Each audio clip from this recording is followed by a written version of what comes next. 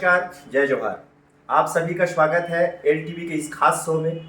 मैं आदित्य गौरव आज छत्तीसगढ़ सहायक शिक्षक समग्र शिक्षक फेडरेशन, जो वर्तमान में अभी छत्तीसगढ़ राज्य में एक बड़े संगठन के रूप में आंदोलन कर रहे हैं, उनके प्रांतीय अध्यक्ष मनीष मिश्रा जी, हमारे सम्मानीय बड़े भैया पवन दुबे जी, आलोक भैया और तमाम फेडरेशन के जो बड़े दिग्गज लोग यहाँ पे बैठे हैं, केशरी लाल बड़े भैया और संगठन के बहुत ही क्रांतिकारी आवाज राजबक्स जी आज इस शो में बैठे हैं। आज हम अपने संगठन के मुखिया लोगों को छत्तीसगढ़ राज्य के आम सहायक शिक्षकों के मन में उठ रहे प्रश्नों के जवाब के लिए आज यहाँ पे आप लोगों के बीच बिठाए हैं। आज हम संगठन के मुखिया को उन कड़े सवालों के दौर से गुजारने वाले हैं। आइए देखते हैं कि वेतन विसंगति की जो लड़ाई 4.5 साल से लड़ रहे हैं, इन संबंध में उन्होंने क्या हासिल किया, क्या उन्होंने पीछे छोड़ा और आने वाले दिनों में और पीछे के दिनों में उन्होंने संगठन के लिए क्या किया, क्या उनके कड़वे अनुभव रहे, हम उस दौर से गुजरेंगे। सारे प्रश्नों के जवाब आज आपके बीच संगठन के प्रांताध्यक्ष मनीष मिश्रा जी से मैं आम सहायक शिक्षकों के सवालों के जवाब लेने जा रहा हूं। तो आइए सभी का शो में स्वागत करते हुए हम चलते हैं सीधे सवाल की दौर की ओर। सबसे पहले मैं संगठन के मुखिया मनीष मिश्रा जी से ये सवाल पूछना चाहूँगा, वेतन विसंगति के लिए आप 4.5 साल से लड़ रहे हैं। इन 4.5 साल में वेतन विसंगति के लिए जहां आम सहायक शिक्षकों के मन में प्रश्न है कि उपलब्धि 0 रही है, इस संबंध में आपका क्या कहना है कि आम सहायक शिक्षक तो सिर्फ रिजल्ट देखते हैं, आप तो आंदोलन कर रहे हैं, पर उनके मन में उठ रहे प्रश्न कि अब हमने इतने दिन तक लड़ने के बाद अभी तक कुछ हासिल नहीं किया है, इस संबंध में आपका क्या कहना है? सबसे पहले एलटीवी के तमाम दर्शकों को बहुत बहुत धन्यवाद, बहुत बहुत आभार। जैसे कि अभी आपने सवाल किया कि 4.5 सालों में संगठन अभी तक क्या किया है, कोई उपलब्धि हासिल नहीं है, तो मैं आप लोग को बता देना चाहता हूं कि 4.5 साल में हमारा जो संगठन है, आप देख सकते हैं सबसे बड़ी उपलब्धि है कि प्रदेश का सबसे बड़ा संगठन। आज आप प्रेस में जाएंगे, मीडिया में जाएंगे, छत्तीसगढ़ के किसी नेता से पूछेंगे, मंत्री से पूछेंगे और विधायक से पूछेंगे और माननीय मुख्यमंत्री जी से पूछेंगे और विभाग से पूछेंगे, तो सबके जहन में सिर्फ एक ही सवाल उठता है कि वेतन विसंगति कैसे दूर किया जाए। और आप ये कह रहे हैं कि अभी तक हम लोगों ने कुछ नहीं किया। हमारी एकजुटता ने पूरे छत्तीसगढ़ में सहायक शिक्षकों की जीवटता को दर्शाया है। और रहा सवाल हमारी मांग का, तो हमारे जब हमने सहायक शिक्षक फेडरेशन बना था, अगर जिस साथियों को पता ना, को हमारी 4 मांगे थी, उसमें 2 मांगे पूरी हो चुकी है। हाँ, हमारी जो प्रमुख मांग है उसके लिए भी हम लोग संघर्ष कर रहे हैं, लेकिन हमारे जो है 22,000 प्रधान पाठकों का सहायक शिक्षक के प्रधान पाठक में प्रमोशन हो चुका है। और अभी जो लगभग जो है 12 से 13,000 जो है उनका भी कोर्ट से हम सरकार जो है केस जीत चुकी है, सहायक शिक्षक जीत चुका है और 12 से 13,000 उनका भी प्रमोशन होने वाला है। टोटल 35,000 लोगों का, हमारे साथियों का जो हमारी मांग थी 43 उसमें पहुंच चुके हैं। ठीक है मनीष मिश्रा जी, हम तो इस बात को मानते हैं कि आपके आंदोलन के दौरान प्रधान पाठक और यूडीटी के प्रमोशन पे प्रक्रिया वाली बातें खुली है, लेकिन जिस मुख्य उद्देश्य को लेकर के लड़ाइयाँ अभी हम लोग लड़ रहे थे, आप लोग जो लगातार 4.5 साल से मेहनत कर रहे थे, जहाँ तक आम सहायक शिक्षकों का मूल प्रश्न ये है कि सरकार की तरफ से वेतन विसंगति के लिए सिर्फ मुंह में वेतन विसंगति शब्द के अलावा कहीं पे कागजी कार्यवाही को लेकर के या किसी गणितीय आंकड़े को लेकर के, जैसे कमेटी बनाना, कमेटी में भी कुछ नहीं होना, मतलब उस उपलब्धि के बारे में यहाँ पे बातें हो रही है। आपका क्या ओपिनियन है कि आने वाले दिनों में आप इस समस्या का हल कर पाएंगे, जहाँ पे आपके मंत्री, आपके मुख्यमंत्री आपके मुख्य मांग को लेकर के सिर्फ मुंह में बोल के निकल जाते हैं? आपके मामले में विधानसभा में प्रश्न उठा, निसंदेह आपने 4.5 साल तक लड़ाई लड़ी, तो पूरा प्रदेश अब जानने लगा है कि वेतन विसंगति नाम का मुद्दा है। आम प्राइमरी में पढ़ाने वाले तमाम प्रधान पाठक और सहायक शिक्षक जूझ रहे हैं, लेकिन जिस प्रकार के सवाल और जवाब मंत्री और मुख्यमंत्री लोग इस प्रदेश में कर रहे हैं, उनके विधानसभा में उनके द्वारा दिए गए जवाब से तो आम लोगों के मन में प्रश्न उठना स्वाभाविक है कि हमारे बारे में सरकार कुछ सोच नहीं रही है। ये तो आम लोगों का प्रश्न है। दूसरा यह है कि अपने आम सहायक शिक्षकों के मन में ये भी प्रश्न उठता है कि आप आंदोलन की घोषणा तो करते हैं, पर आंदोलन के बीच में आप अपनी शर्तों के साथ आंदोलन वापस ले लेते हैं, या आंदोलन के दौरान आप उतना बेबाकी के साथ, या जब आप मंत्रियों से मिलते हैं तो आप थोड़ा कड़ाई के साथ हम उनके साथ आगे खड़े नहीं हो पाते। इसके पीछे क्या कारण है कि आप एकदम आक्रामक तरीके से मुख्यमंत्री और मंत्रियों के समक्ष आप नहीं आ पा रहे हैं, आप सकारात्मक रूप से उनसे मिल रहे हैं? हम आपका वो आक्रामक वाला पक्ष का ना आना, उस पर हम प्रश्न करते हैं। देखिए, सबसे पहली बात तो आपने ये पूछा कि जो हमारी मांग है, सरकार उस पर जो है गंभीरता से विचार नहीं कर रही है, अभी तक मांग पूरी नहीं हो पाई। उसके बारे में आप लोग को बता देना चाहता हूँ कि हमारा जो है वेतन विसंगति का मुद्दा था, पूरी तरीके से पूरे प्रदेश में समाप्त हो चुका था। इस सबसे पहले इस मुद्दे को उठाया गया और उस मुद्दे को उठाकर आज सड़क से लेकर सदन तक इसकी चर्चा है। इसको आप नकार नहीं सकते। मांग पूरा होना या ना पूरा होना, ये मनीष मिश्रा इसका जवाब नहीं देगा। इसका जवाब जो जन घोषणा पत्र में माननीय मुख्यमंत्री जी ने रखा और जिसका जवाब शिक्षा मंत्री जी ने कहा कि 15 दिनों में आपकी मांगी पूरी कर देंगे। विभाग जो 25 बैठकें हमारे साथ कर चुका है, ड्राफ्ट ले चुका है, आज करेंगे कल करेंगे, इसका जवाब वो लोग देंगे। हमारा संगठन का काम होता है, संगठन एक दबाव समूह होता है और वह जो है राज्य सरकार के ऊपर, विभाग के ऊपर, मंत्रियों के ऊपर, विधायकों के ऊपर लगातार अपना दबाव बनाने का प्रयास कर रहा है। चूंकि मांग पूरा न होना ये माननीय मुख्यमंत्री जी और सरकार में बैठे हुए जो अधिकारी है उनके ऊपर निर्भर करता है। हम लोगों ने नहीं कहा था कि आप घोषणा पत्र में मांग रखो। घोषणा पत्र के बाद 90 दिन जो कमेटी बनाए उसको हम लोगों ने नहीं बोला था कि आप उसको कमेटी बनाओ। वो बोल करके 90 दिनों की कमेटी बोल करके 17 से 18 महीना नहीं देना, तो वो गलती किसका? उसमें सहायक शिक्षक फेडरेशन या मनीष मिश्रा की इसमें कोई गलती नहीं है। तो शिक्षा मंत्री जी ने 12 मार्च 2020 को बोला था, आज उसको लगभग 3 साल होने जा रहा है। उन्होंने क्या कहा था? प्रेस मीडिया में कहा था कि आपका मांग जो है 15 दिनों, आपके वेतन में विसंगति है, 15 दिनों में आपकी मांग पूरी कर दी जाएगी। माननीय शिक्षा मंत्री जी ने कहा था, जिसका फुटेज आज भी यूट्यूब में आप देख सकते हैं, हर टीवी चैनल में उन्होंने कहा था। माननीय मुख्यमंत्री जी जब 18 दिन का आंदोलन चल रहा था तो खैरागढ़ में क्या कहा था? हमारा 20,000 करोड़ रुपया अगर राज्य केंद्र सरकार दे देगी, हम आपका पैसा जो है तो सहायक शिक्षकों की वेतन विसंगति दूर कर देंगे। ये मनीष मिश्रा ने नहीं कहा था। इस सरकार में जो जिम्मेदार पद में बैठे हुए माननीय मुख्यमंत्री बोल रहे हैं, शिक्षा मंत्री बोल रहे हैं, ये मनीष मिश्रा नहीं बोल रहे, हम सहायक शिक्षक नहीं बोल रहे। उन्होंने खुद कहा, जिसका पूरा एविडेंस है, आप सभी प्रेस में, मीडिया में, पेपर में। सरकार में आने के पहले यही माननीय मुख्यमंत्री जी ने कहा था कि वर्ग 1-2 को तो लाभ है, वर्ग 3 को धोखा है। हमारी सरकार बनेगी तो उस पर न्याय करेंगे। 4.5 साल हो गया न्याय नहीं किए, तो इसमें हमारा मांग पूरा नहीं हुआ। इसलिए हम लोग जो लड़ रहे हैं और हमारा जो संगठन है पूरी तरीके से पंजीयन एवं रजिस्ट्रार कार्यालय से पंजीकृत है। हम जो है कोई भी अगर आंदोलन करेंगे तो पार्टियों की तरह आंदोलन नहीं कर सकते। हमारा एक नियमित दायरा है, उस दायरे में रहते हुए हम लोग को काम करना है। हम कोई राजनीतिक पार्टी नहीं है।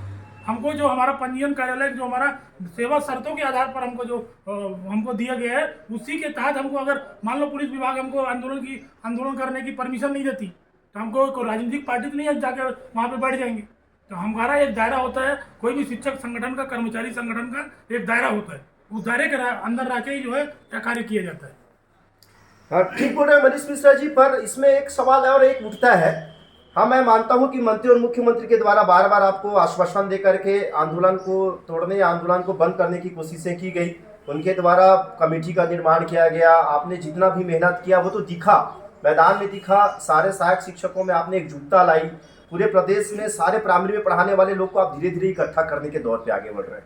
फिर भी जहाँ तक मेरा मानना है, भी प्रदेश में बहुत सारे जिले और ब्लॉक ऐसे हैं जहाँ पे 100%, 100% की संख्या में प्राइमरी में पढ़ाने वाले लोग इस संगठन से जुड़ नहीं पाए। मैं मतलब पूरे प्रदेश में 70 से 80% जगह पे आपके संगठन के इस भूमिका से तो संतुष्ट हूँ, पर 10 से 20% जगह मुझे ऐसा लगता है जहाँ पे हम कमजोर हैं। तो उसके पीछे क्या आपकी रणनीतिक खामियां हैं, क्या कमियां हैं, आप उन पे किस प्रकार का काम कर रहे हैं, और क्या आने वाले दिनों में आप तमाम प्रदेश में प्राइमरी में पढ़ाने वाले जितने भी सहायक शिक्षक और प्रधान पाठक हैं उनको इस छत के नीचे जोड़ पाओगे? आपको क्या लगता है?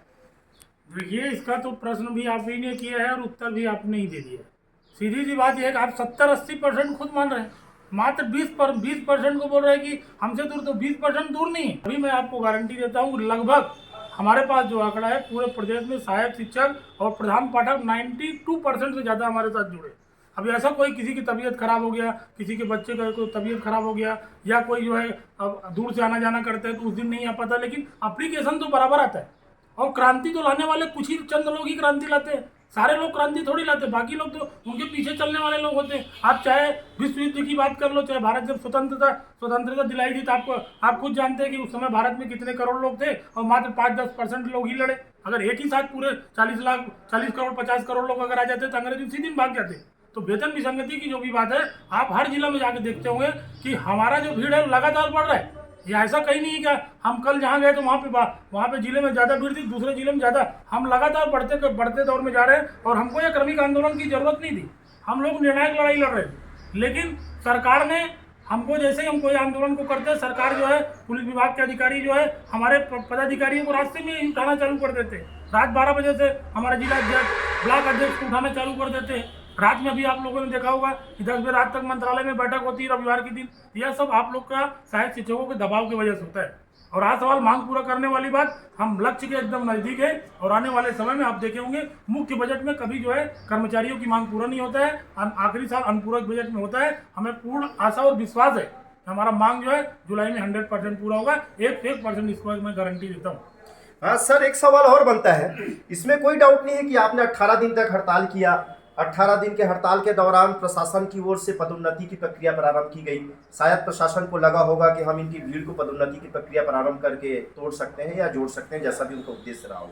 प्रधान पाठक के पदों पे पदोन्नतियां हुई। अभी वर्तमान में जहां तक मेरे को सुनने में आ रहा है, प्रदेश के बहुत सारे जिले और ब्लॉक में वो सारे लोग जो आपके कारण प्रधान पाठक बने, आपके आंदोलन के कारण सहायक शिक्षक से उच्च पद पे पदोन्नति हुई, वो अपना अलग संगठन बनाने लगे हैं। प्रधान पाठकों का एक अलग से मंच बनने लगा है। भले ही कम रूप से वहाँ पे लोग जुड़ रहे हों, पर आपके आंदोलन के दौरान और आपके मेहनत के दौरान अगर वो प्रधान पाठक बने, फिर ऐसी क्या स्थिति रही कि उनको प्रधान पाठकों का अलग से अपना संगठन बनाना पड़ रहा है? इसके पीछे क्या आपकी कमियां हैं या उनका निजी स्वार्थ है? इस बारे में भी मैं आपसे जानना चाहूँगा। देखिए, हमने जो अभी मांग रखा है, प्रथम नियुक्ति तिथि से गणना करते हुए वेतन विसंगति दूर किया जाए। तो जब भी यह दूर होगा प्रधान पाठकों को लागू होगा। कुछ चंद लोग हैं जो पद के मुंह में या स्वार्थीपना दिखा के कुछ लोग किए, लेकिन उनके साथ में कुछ चंद लोग हैं, उनका व्यक्तिगत स्वार्थ हो सकता है या कुछ हो सकता है, ऐसे बहुत कम लोग हैं। आज आप देखे होंगे हमारे हर मंच में प्रधान पाठक साथी भी बहुत भारी मात्रा में उपस्थित होते हैं और इसमें कोई दो राय नहीं है। कुछ चंद लोगों ने ऐसा किया, लेकिन जहाँ तक हमारे पास जानकारी आई है, जिसने प्रधान पाठक संगठन बनाया वो खुद ही संगठन से अलग हो चुके हैं। जहाँ तक हमारे पास यही जानकारी है अभी तक। मनीष मिश्रा जी बिल्कुल सही बोल रहे हैं, पर मेरा एक सवाल ये भी बनता है कि जब आप डेलीगेशन में जाते हैं, ऐसा सुनने में आया है कि सरकार की तरफ से ऐसा बोला जाता है कि वेतन विसंगति नाम का कोई चीज़ नहीं है, आप जो विषय वस्तु ही नहीं है, जो है ही नहीं, उसके लिए आप लड़ रहे हैं। इस बारे में आपका क्या कहना है? सबसे पहले तो मैं आपको बता दूं कि वेतन विसंगति, आपके वेतन में 1 रुपये भी अगर आपको कम मिल रहा है तो वेतन विसंगति की श्रेणी में आता है। और वेतन विसंगति नहीं है, अगर आप ऐसा कोई बोलता है तो विभाग ने लिखित में दिया है। विभाग ने 28 अक्टूबर 2019-20 को हम लोगों ने एक आंदोलन किया था, तो उसमें विभाग ने लिखित में जारी किया है, वेतन विसंगति दूर करने हेतु 29 तारीख को मंत्रालय में 12 बजे बैठक है। और अभी जो 90 दिनों का जो कमेटी बनाई गई, तो उसमें वेतन विसंगति के बारे में नहीं बनाया गया, वेतन विसंगति दूर करने के लिए बनाया गया, जिसका सवाल अभी आपने सदन में भी देखा होगा, जिसमें शिक्षा मंत्री जी ने कैसा जवाब दिया पूरा प्रदेश ने देखा है। तो वेतन में विसंगति है या नहीं है, सरकार ने उसको माना है, उसको हमारे पास लिखित में एविडेंस के साथ में है। अगर कोई ऐसा मुंहजबानी बोलता है उसको बोलने से कुछ नहीं होता। हमारे पास लिखित में सरकार ने, विभाग ने हमको हमारे संगठन के नाम से और हमारे नाम से वेतन विसंगति दूर करने के लिए, आपको इतनी बजे बैठक है, वेतन विसंगति दूर करने के लिए अंतर विभागीय कमेटी बनाई जाती है, जिसमें सहायक शिक्षक फेडरेशन के पदाधिकारी भी समय समय पर अपनी बात रखेंगे। ये कमेटी में भी बनाया गया है और हमारा पास जो लेटर है उसमें भी है। हम लिखित में बात करते हैं, दस्तावेज से बात होती है। ऐसा नहीं कि मुँह से कोई बोल दिया, मुँह से कोई कुछ भी बोल सकता है, लेकिन लिखित दस्तावेज हमारे पास उपलब्ध है। हाँ, ऐसा एक आम सहायक शिक्षकों के मन में एक सवाल और आता है कि मनीष मिश्रा पूरे प्रदेश में दौरा कर रहा है, वो एक एक कोने में जा रहा है, उसके पीछे ऐसा लोग बोलने लगे हैं कि आपकी एक राजनीतिक महत्वाकांक्षा कहीं पे बल खा रही है। बड़ी भीड़ के साथ आप सरकार के पास एक राजनीतिक महत्वाकांक्षा को लेकर के भी जा रहे हैं। ऐसा आम सहायक शिक्षकों के मन में कहीं कहीं से प्रश्न आता है कि आप इतना जो कुछ कर रहे हैं उसके पीछे आपकी राजनीतिक महत्वाकांक्षा भी है। इस बारे में आपका क्या कहना है? 100 में सीधी एक बात मैं बोलता हूँ कि किसको क्या सोचना है उससे हमको कोई लेना देना नहीं। हमारी सिर्फ एक ही मांग है और हमारे दिल में जो है सिर्फ एक ही बात है कि हमारे साथ जुड़े हुए समस्त सहायक शिक्षकों को लाभ हो। उस लाभ के लिए हम कुछ भी करने के लिए तैयार है।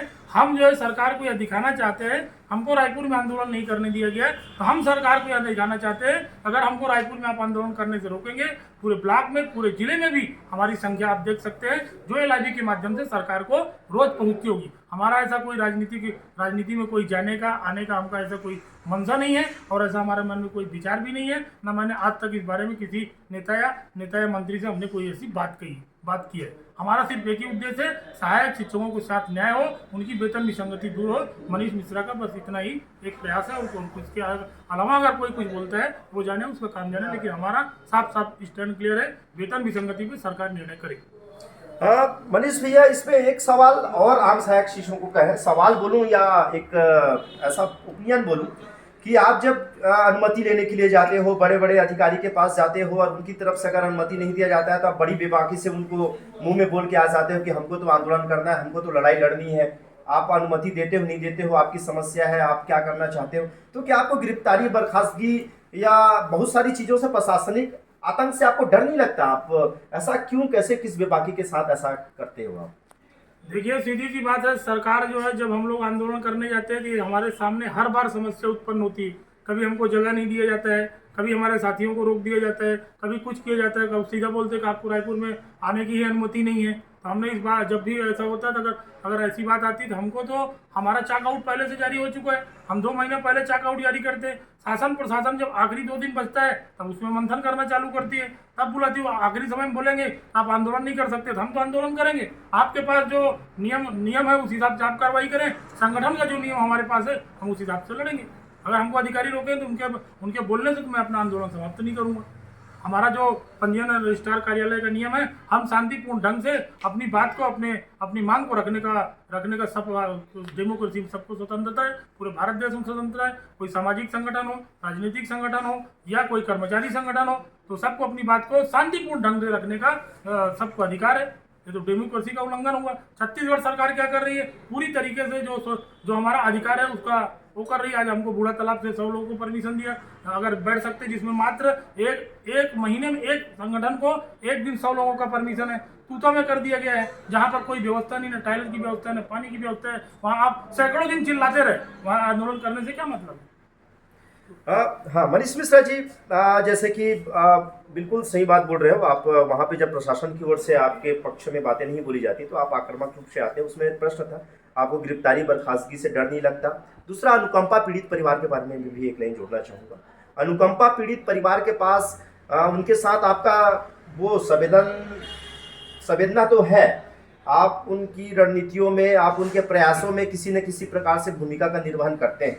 वो अनुकंपा पीड़ित परिवार वालों का ये कहना है कि हम आपके हिस्सा थे, हमारे अपनों ने आपके लिए लड़ाइयाँ लड़ी, पर आज आपने हमको छोड़ दिया है। ऐसा भी प्रश्न उनकी ओर से आता है। इस संबंध में आपका क्या कहना है? देखो, अनुकंपा पीड़ित जब भी आंदोलन करता है, छत्तीसगढ़ सहायक शिक्षक समक्ष शिक्षक फेडरेशन उनका पूरा तन मन धन के साथ सहयोग करता है। रही बात उनके साथ मैदान में उतरने की, तो हम लोगों ने जब संगठन बनाया था तो हमारे 4 मांगे थी, उनका भी एक मांग इसमें शामिल था। वो लोगों ने अलग से संगठन बनाया और अलग से संगठन बनाकर अपनी लड़ाई वो लड़ रहे। लेकिन छत्तीसगढ़ सहायक शिक्षक फेडरेशन और स्वयं हमारे सभी प्रांतीय पदाधिकारी, सभी जिला, सभी ब्लॉक, सब उनके साथ संवेदना व्यक्त करते हैं। उनके हर लड़ाई में उनका साथ हम जो है जाकर देते हैं। बस मैदान में नहीं उतरे हैं। और आने वाले समय में हमारा यही विचार भी है कि बहुत जल्दी हम जो है उनके लिए भी एक दिन सड़क में उतरने की पूरी कोशिश योजना बन रही है।